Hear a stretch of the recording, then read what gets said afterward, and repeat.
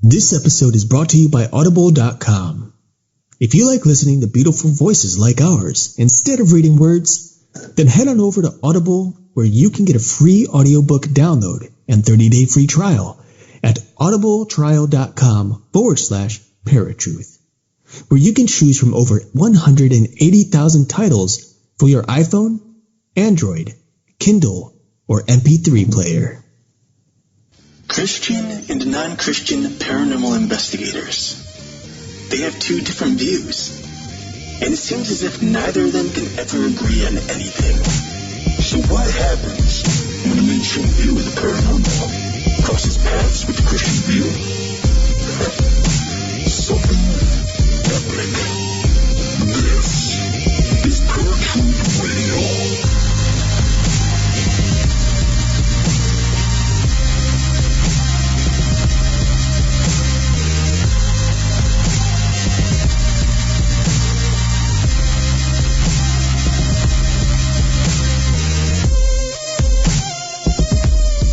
How's it going, Paratruthers? Welcome to a brand new episode of Paratruth Radio. My name is Justin. Eric is absent this week, so I am flying solo. But all of you Eric fans out there, do not worry. His sexy voice will be back next week. So I'm really interested in this guest that I'm bringing on tonight. He's a doctor, actually. And he's got a lot of great stories to tell, so I'm just going to get right into it. Ladies and gentlemen, boys and girls, children of all ages. For those of you listening at FringeRadioNetwork.com as well as ParatruthRadio.com, let's get ready to expose some lies. Now Paratruth presents Miraculous Medical Miracles with special guest, Dr. Scott Kolbaba.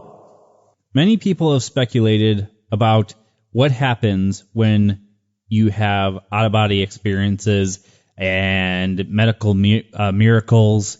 Today, I have on Dr. Scott Kolbaba, a practicing physician in Wheaton, Illinois. He completed his residency at the Mayo Clinic in Rochester, Minnesota, and he has come out with a book called Physicians' Untold Stories. All right, Dr. Kolbaba, welcome to Paratruth Radio. How are you doing tonight? Good, Justin. All right, so the first thing I wanted to ask you is, what made you decide to come out with this book, Physicians of Untold Stories? I think it was because I had a number of unusual experiences myself, and then for some reason, doctors started coming to me with their stories of unusual experiences, and we never talk about this kind of stuff. Doctors talk about potassiums and gallbladders and, what their schedule is the next day and how the government's taking over medicine and all these kinds of crazy things. But we never talk about these deep spiritual experiences. And I even had one doctor over the last couple of days say, you sure you want to still do this? We're not supposed to talk about this stuff. And I said, sure we are. This gives people hope and gives people encouragement to go on and that there's something else in the world. So after a couple of my experiences and then hearing some of the other doctors, I thought maybe I should write some of these things down. Mm-hmm. But I'm just the ordinary doc. I see all the ordinary stuff in the office, the exciting stuff like you see on the TV shows. I see diarrhea and sore throats and all the routine kinds of things that you see in a day-to-day practice. And I love it. I enjoy seeing that. So I'm not an author. So I didn't know what to do with all these stories I was getting. So I talked to one of my patients who was a publisher. And I said, can I meet you for lunch and talk about some of these stories? So I met him for lunch, and I started telling him some of these stories. And I was eating and wasn't paying much attention to what he's doing. Then I suddenly realized he stopped eating. And I looked up, and there he had tears in his eyes. And I said to myself, I've got to, if I can move a publisher right. of a major publishing house, then I've got to write these stories down. And he said the same thing. You've got to write these down and get them out because no one talks about these, and these are incredible stories from doctors. So that's kind of a long answer to a simple question about how I got started. Well, one thing that actually had occurred to me was, in academia, going through your doctorate, are you taught not to really incorporate any type of spiritual or religious beliefs in it and just stick with the medical facts, or are you told to suppress those kinds of things when you come across them? We're really not. It's pretty much a silent thing. You learn all the scientific stuff, and no one ever mentions the spiritual end of medicine. So it's not a thing we're taught. It's kind of an unwritten code that if you talk about some of these spiritual things, people will think you're crazy. And as a matter of fact, the first doctors that I talked with asked me not to tell anyone, because I said, well, why not? And they said, well, I don't want to have my patients think I'm crazy, not want to come to see me because I'm saying these these bizarre, incredible stories. Mm-hmm. And so there's no written code, but I think people have been sensitized about feeling like others will criticize them, which has not been the case in my book at all. Well, and I think that's just this day and age too. I mean, a lot of people dismiss the spiritual, especially when it comes to medical stuff. So yes, they do. Yes, they do. So, but what's very interesting, Justin, is in the office, I love to tell stories to my patients, and I'm commonly being late in the office telling stories. And what's interesting to me is that after I tell them a story, one of these interesting doctor stories, invariably they will have a story of their own, and they'll tell it back to me that happened to them that they haven't been telling anyone, or a family story of a similar kind of unusual experience. And so it's fun to do that, and I think it allows them the ability to realize that they're not going to be criticized either for coming out with this story, and so they feel more free about relating it to me, which has been fun.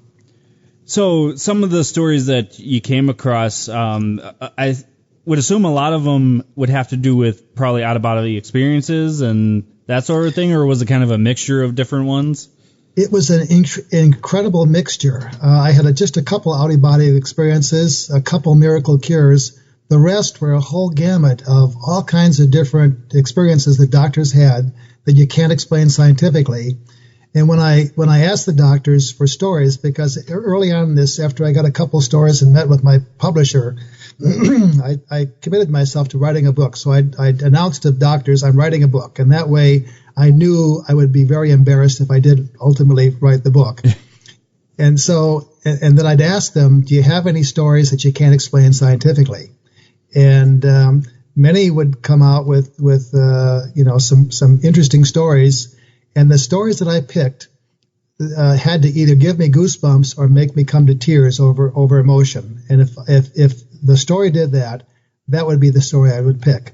And like I said, there's a whole gamut of all kinds of different stories that are stories about prayer, stories about vision, stories about dreams, out-of-body experiences. It's an amazing potpourri of various different stories that I think ended up being pretty interesting because of the variety. Yeah, a friend of ours, of Paratruth, John Mallard, he's actually a podcaster as well, and he was on our show talking about how his father actually cured himself of cancer just with the power of prayer. And I thought about that, and it's like I almost wonder how many people have actually done that, but then didn't say anything because they felt that they should talk to their doctors, but not tell their doctors because their doctors would say, well, you should do treatment as well. Well, there are a lot of doctors that were personally cured by the power of prayer. Let me tell you about one. Is an ophthalmologist locally.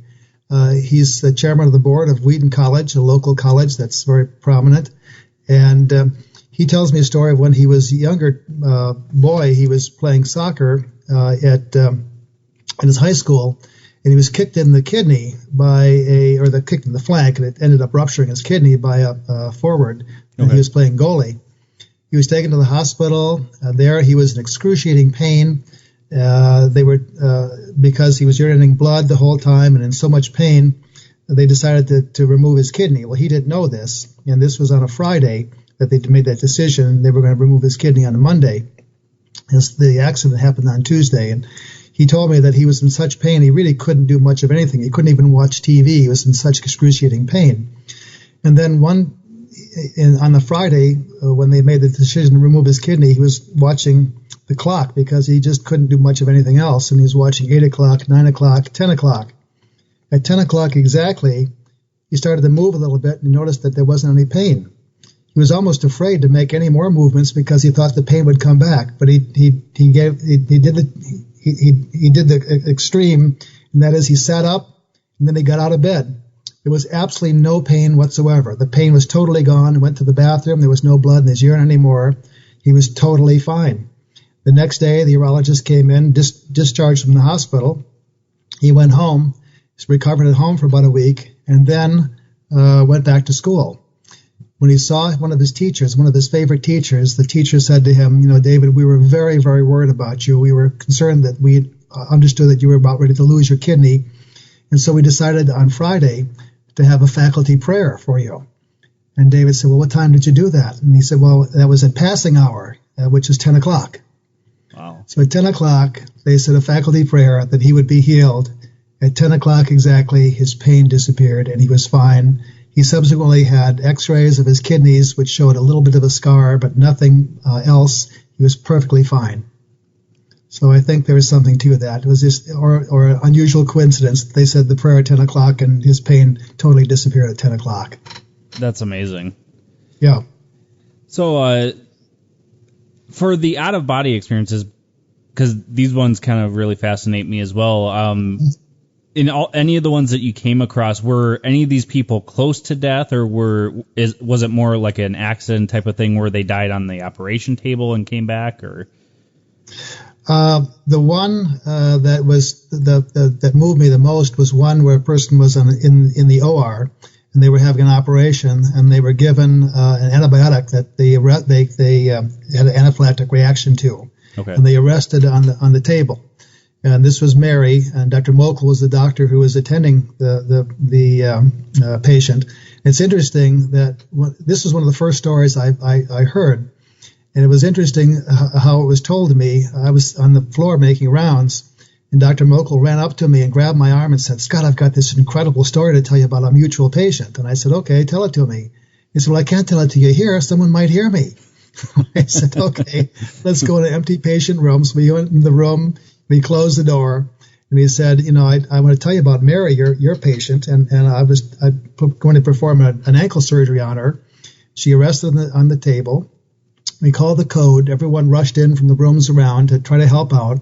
And one of the people that rushed in was a tech that had unusually red hair that underneath his operating room cap, and he started to do CPR. Well, he wasn't doing CPR adequately enough. I wasn't getting a pulse, so I asked him to step aside so I could take over, Dr. Mokel told me. And he didn't step aside, and he asked him a couple more times, and codes are not polite events. Codes are life and death. Dr. Mokel was in charge. He had to make sure that things were done right to save her life. So he literally pushed this tech aside, and he stumbled away, and Dr. Mokel started to do the CPR then, and with a couple intravenous drugs and a few other things, she came around, but not to consciousness. Her heart started, and she came back to life. Okay. The next day, the cardiologist were taking care of her, and she woke up the next day. But before that, she was totally flatlined, no pulse, no respirations, eyes closed. And when she was about ready to leave the hospital after they figured out it was the antibiotic that caused her arrest and nothing more than that, she said to Dr. Mokel, thank you for taking good care of me and thank you for saving my life. And Dr. Mokel's a pretty humble guy, and he said it was just a team effort. Everyone pitched in and we accomplished what we needed to accomplish. And she said, no, I saw you push that guy with the red hair aside, and I saw you take over the CPR and give me some epinephrine and a few other things, and that's what got me going again. And Dr. Mokel, by this point, was a little bit taken back because he was trying to figure out how this happened scientifically, and he couldn't make any sense out of it scientifically because nothing like this had ever happened before to him. And he sat down, and she said, I saw you page Dr. Kolbaba, although I wasn't in the hospital. He paged me hoping that I would come and help out with the code. Okay. She mentioned a dozen other little minutiae of things that happened and what people were dressed like and so forth that no one could have known unless they were actually there. And he said, well, how did this happen? And she said, when I rested, my spirit or something rose up to the top of the room and I could see everything that was happening to me. And while I was there, my grandmother came to me, who had been dead for a number of years, and told me it wasn't my time to go, that I would have to come back, but that if I was a good and kind person, I would that the grandmother would save a place for her, a special place in heaven for her. And then she came back to life, basically, after her heart started, and everything disappeared. And so it's interesting that Mary, after her arrest, became the nicest, kindest person in the world. Before that, she was never happy with any of us or anything that we did. She was kind of a curmudgeon, and you'd hate to see Mary come in the office because she'd have some complaint. Why are you late today? Or, why can't you make my whatever better? Or these kinds of things. And afterwards, she was a delightful person. And I named that story Mary's Christmas Carol, because it was like Scrooge having gone through the evening of the spirits. She totally changed and was a wonderful person for many, many years afterwards, and helped her widowed father, and was fun to have in the office anytime she came in the office. That's rather interesting, because I have actually heard a couple of stories where people have had out-of-body experiences, and when they're brought back, it's changed them to be almost a completely different person altogether. Yeah. One thing that I would think of is, skeptics would point out that maybe she was hearing things even though she was flatlining. Maybe her brain was still processing stuff. What would you say to the skeptics that would say there has to be something science could say that would prove that this isn't just a spiritual happening? Justin, I think some out-of-body experiences are those kinds of things where people may be conscious or hear things and so forth. So I think there are some cases like that. But there are some cases, and I think quite a few, where there really is something that people come away with where they would have no way of knowing some of the things that they learned about dead relatives, or right. About some of the minutia. Mokel was just blown away by the minutia of things that she mentioned that she could not have heard because she witnessed some of the things that had happened. Like Mokel, for example, after he paged me, looked multiple times at the door looking for me to come in and help him out, because orthopedic surgeons like internists to handle codes more than they do. So He kept hoping that I would show up and kept looking at the door. So things like that make me think that this is not just a coincidence or a case where she could hear things but not process them and so forth at the time. But I think some of the out-of-body experiences probably are that. They probably are things where people have been partially conscious and not so much a spiritual thing. But I'm convinced there are some out-of-body experiences that are quite significant and quite spiritual. Okay. So a couple of the other stories that I saw in here were, one of them was about a doctor who had a inkling or feeling about a patient and acted on it. Can you tell us about a couple of stories, or your favorite story about something like that happened? Sure. One of my favorites is Rich Jorgensen, who is a general surgeon. And Rich had a good friend, a judge. And one night he had a dream about the judge, and the dream was that he had died. And the dream was that he saw him in the coffin in a funeral home. And it was a very vivid dream. And when you have a dream, usually when I have a dream, and I don't dream that much anymore, you wake up in the morning, you remember the dream a little bit, and then you kind of forget about it, you go through your day. Right. This was a vivid dream, and he just couldn't get it out of his mind. And he had an experience about a month or two before talking to someone who was kind of a hippie type, and she said to him, when you have a dream about someone else, the earth spirit is talking to you, and you need to tell that person your dream. So Rich kept that in his mind and wasn't much of a dreamer, but this was so vivid that after the workday, which he kind of stumbled through because he was just so shaken by this dream, he called his friend, Judge Glasso. And he said, "Judge, I had this dream about you, and I dreamt that you were dead."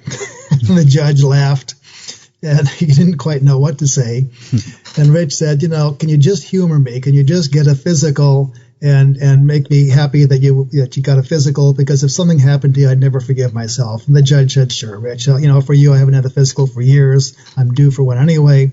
So he went and had a physical. He had a complete evaluation, EKG, labs, chest x-ray, everything. All was perfectly normal. The doctor said to him, don't listen to this Dr. Jorgensen. He's just a surgeon. He doesn't know what he's talking about, and you're perfectly fine. Don't think you're going to die. So when he told Dr. Jorgensen that story, Jorgensen said he still had this feeling that there was something that he had to do, because it was such a vivid dream. So he said to the judge, I know I'm putting you through a lot, but would you just do me one more favor? Would you see my cardiologist? Because when I had this dream, I dreamt it was a heart attack that took your life. And the judge says, do I really have to? And Dr. Jorgensen said, yeah, if you don't mind, please just go see my cardiologist. So he did. He had some testing, he had a stress test. He failed the stress test badly. They put him in the hospital for an angiogram. The angiogram was terrible. He had what's called a widowmaker, which is a lesion in the left main coronary artery that's responsible for killing lots of people, and the usual life expectancy is 3 to 6 months with that lesion, plus others throughout his heart. He had so many areas that were bad that they decided to do a bypass the next day. They wouldn't even let him go home or wait even more than a day. Did a bypass, did perfectly well, everything went well, and he thanked Rich for literally saving his life with his persistence at pursuing that. Whereas most people, wouldn't persist in going that next step. So one of the take-home lessons, I think, from that for me, and what I hope readers would take home from that is, if you get an inkling or you get a premonition or something, or you get a little hint about something, unless it's really, really out of the realm of sanity, pursue that. If you get this hint that you need to talk with someone or call someone up or send someone a letter or something, do that, because that may make a big difference. And there's something that I think uses us to help people in this life, and most of the doctors would call it God. Yeah, you can call it whatever you want, a force or whatever, but I think that was God's hand in his life helping save this judge. Yeah, I would say that was definitely divine intervention for sure. Yeah. So, out of all the stories that you put in the book, was there anything that touched you more than the other stories? There was a story that really touched me. It was a story about a young girl that had broken her arms. Let me back up a little bit first. This is Dr. Mendenhall, who is an orthopedic surgeon. Okay. And he tells me that he was really down in the dumps and contemplating his mortality and whether he wanted to go on or not. And it was really kind of a tough time for him.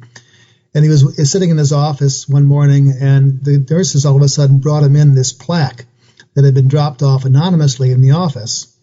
And the plaque had his whole genealogy on it, all the relatives. And he was at the bottom of the plaque, and then all these relatives, like a family tree, were above him. Okay. And each had a birthstone on it. It was an incredible plaque. They discovered that the person that dropped it off, although he wanted to remain anonymous, they saw his car, they could recognize who it was. And Dr. Mendenhall said he really wasn't that close to this person. He had worked with him a couple times in church, but nothing major.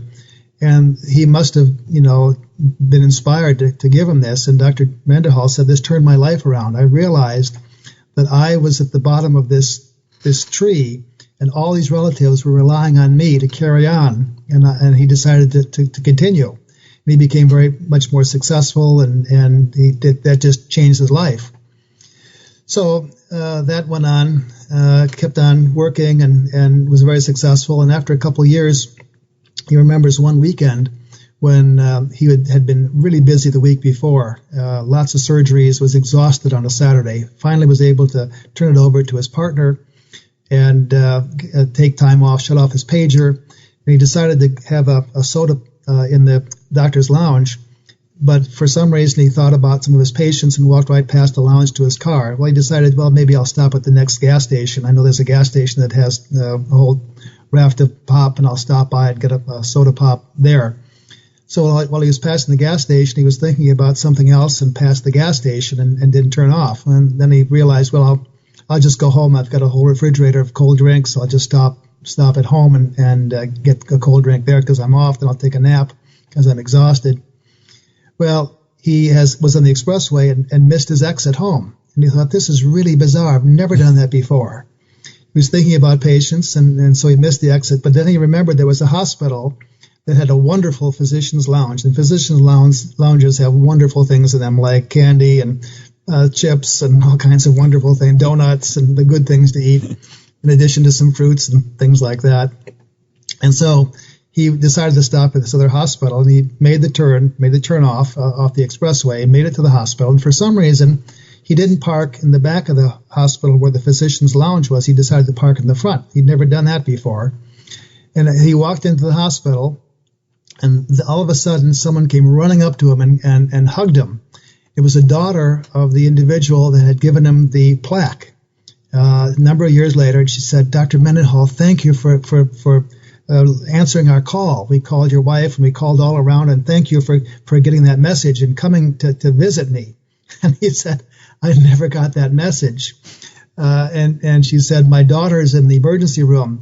She fell off a zip line and broke both forearms. There's 2 bones in each forearm. She broke 4 bones, 2 bones in each. The forearm were broken, and her hands were just floppy because she had no structure to her forearms. And she said, I knew you were the only one that could fix her because you're so good at repair of broken bones like this, and he was. And she said, thank you for coming, because I knew if we called you, you'd come and help out. And he was still in a quandary as to why he didn't turn off on all those exits. And there he was entering the hospital in a different entrance than he normally would have entered. He went to look at her, and she indeed had really badly broken arms.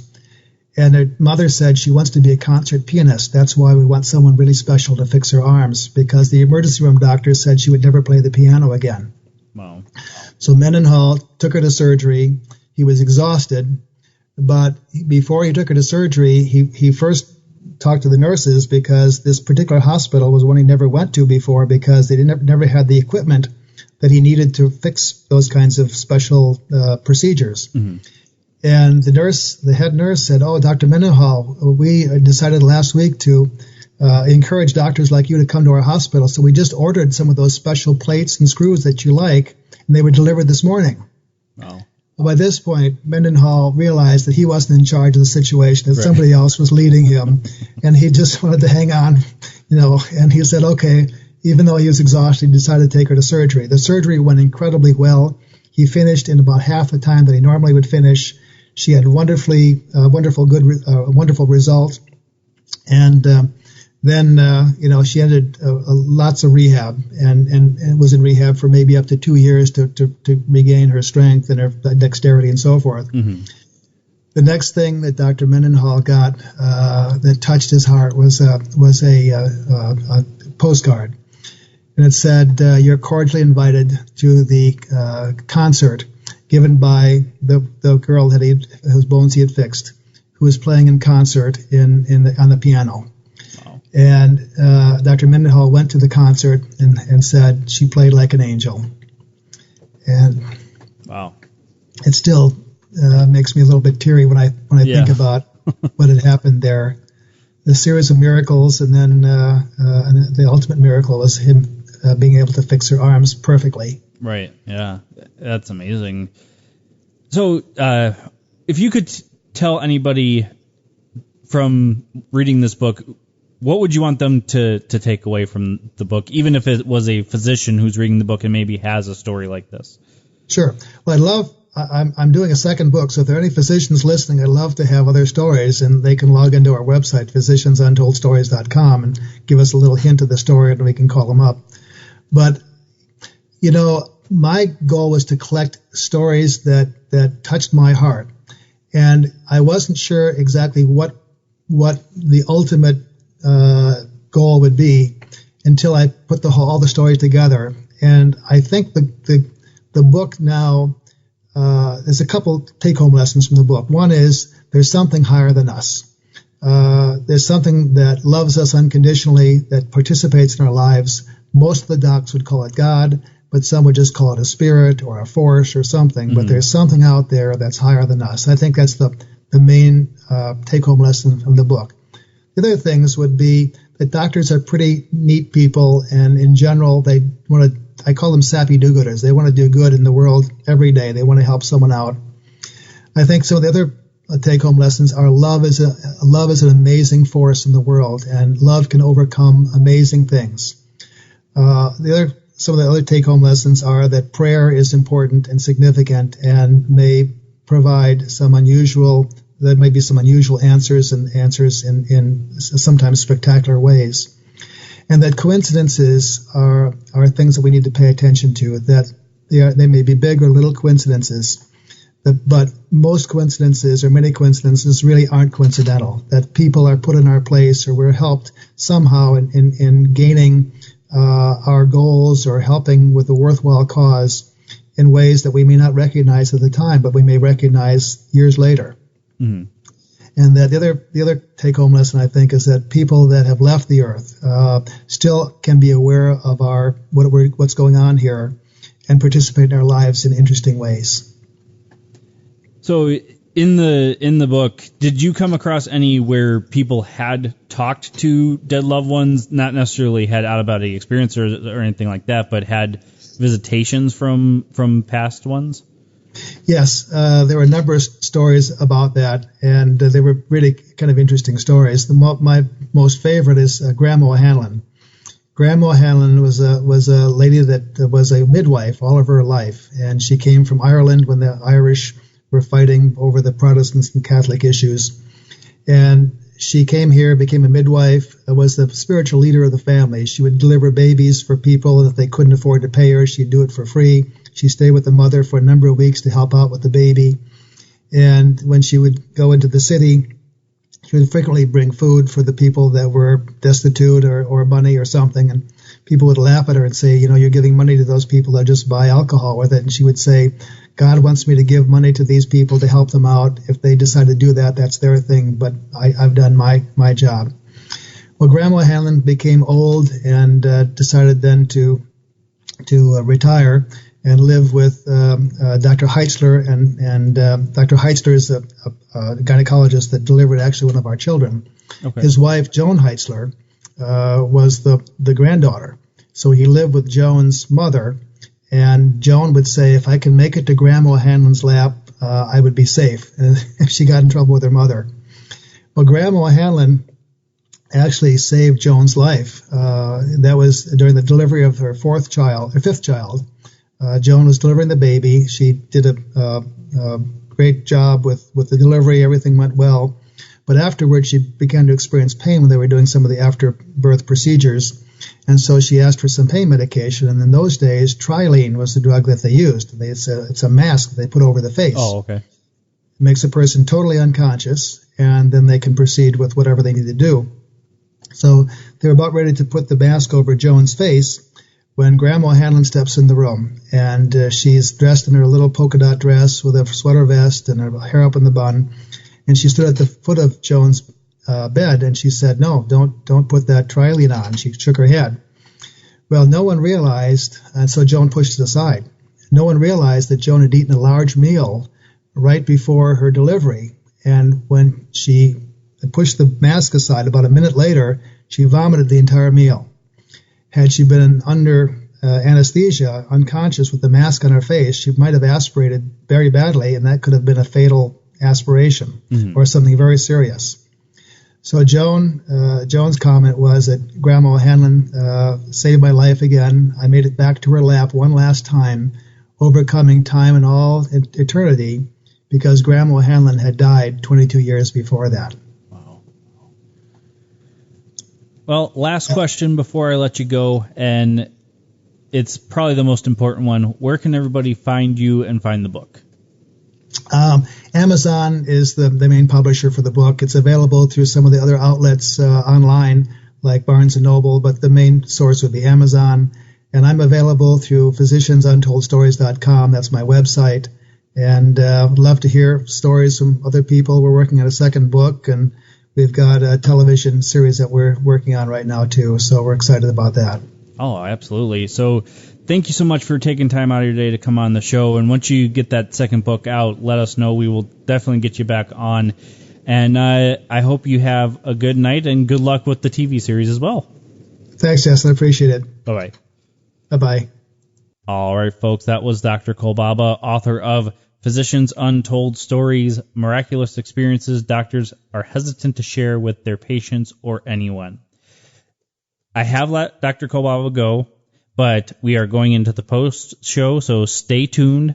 We will be right back with Paratruth Radio after this break. Hey, Parafans, do I have a deal for you? The people over at Loot Crate are giving our listeners a 10% savings on any new subscription at lootcrate.com. Loot Crate is this awesome monthly mystery smorgasbord of a package that you get stuffed with different things from different genres, such as Zelda, Fallout, Harry Potter, and so many more. So to get your 10% savings, make sure you go to trylootcrate.com/paratruth. Again, that's trylootcrate.com/paratruth and enter Bridge 10 to get 10% savings on any new subscription. All right, folks, welcome back to Paratruth Radio. My name is Justin, and I just got done talking to Dr. Scott Kolbaba about his book, Physicians' Untold Stories. And we covered a huge gamut at the beginning of the show about people that have had out-of-body experiences and seeing dead loved ones who actually saved their lives, and even a divine intervention or two. Looking through a lot of the stuff that I have believed and still believe, I believe that people are having these experiences, whether that's at home or in a medical setting. And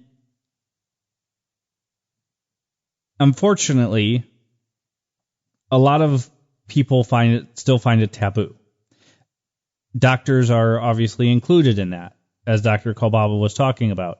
But if you have these amazing experiences, especially if you've had these experiences and it has to do with God intervening or angels, even dead loved ones coming to help you, I would say share those stories. That is something to uplift people, and it should not be considered taboo. There are people that do believe that dead loved ones are coming back to see us are demons. I understand that. But when a doctor even, has a premonition that somebody's going to die and chooses to tell them to help themselves, to save them, I feel that is a message from God. And maybe these dead loved ones are even angels taking the form of dead loved ones, because they would react to their loved ones better than if they saw an angel per se nowadays. So, such an awesome guest. I really loved having him on and discussing these different things, because, as Dr. Kolbaba said, not many physicians share these stories because they feel they will be looked at as crazy. And I honestly don't think that they would be, especially today. You would think that people would be more open, but who knows? So I encourage you guys to go get the book, Physicians' Untold Stories. And if you have stories, get in contact with Dr. Kolbaba at physiciansuntoldstories.com, and that will be in the show notes below for you guys to just click on. So that is all on Physicians' Untold Stories. As I said at the beginning of the episode, Eric will be back next week. We've got a lot of great stuff coming up for you guys. There are some certain things in the work that I'm going to hold off on telling you until I know for sure what's going on, but definitely stay tuned. You will get the update as soon as I have it. Make sure you check out FringeRadioNetwork.com as well as RadioandPodcast.com, both networks that we are on that have amazing shows that you would just love. I guarantee it. If you guys have not picked up The Legendary Creature Project, The Griffin, my book. Definitely check it out on Amazon. Maybe flip through the couple of sample pages that are on there. I would love to even hear what you guys have to say about the sample pages. But if you feel so inclined to read the whole story, I would love for you to purchase either the paperback or the Kindle version. Both are there. And if you go to our website, paratruthradio.com, you can just click on the link to either buy it from Amazon, or you can click on the link that I have provided to get an autographed copy as well. And I also encourage you guys to check out Eric's short film, The Revealed, and you can find that on YouTube if you just Google Eric Skurback or The Revealed, and you'll find it. All right, well, that's all I've got for you guys this week. So I hope you enjoyed the episode, and make sure you like, share, subscribe, no matter where you listen. And we would love to hear from you guys. So if you're on paratruthradio.com, just click on the contact link, and we would love to hear your comments, or if you guys have ideas for episodes for us to do or great guests you would love to hear us talk to, definitely get in contact with us. We're also on, Facebook, Twitter, all the social medias, so don't be shy. And if we do post anything that we are interested in talking to you guys about, we would love to hear your comments in any of the social medias. So until next week, folks, where you'll find us same time, same channel. My name is Justin. Peace. If you enjoyed this episode of Paratruth Radio and you would like to listen to it again, or are interested in listening to any of our past episodes, then you can find them at Stitcher, Blueberry, TuneIn, iTunes, Spreaker, YouTube, iHeartRadio, and the Fringe Radio Network. Or for a one-time fix of all of your Paratruth needs, simply drop in to paratruthradio.com. And of course, like us on Facebook and follow us on Twitter and Instagram for brand new updates on our show every day.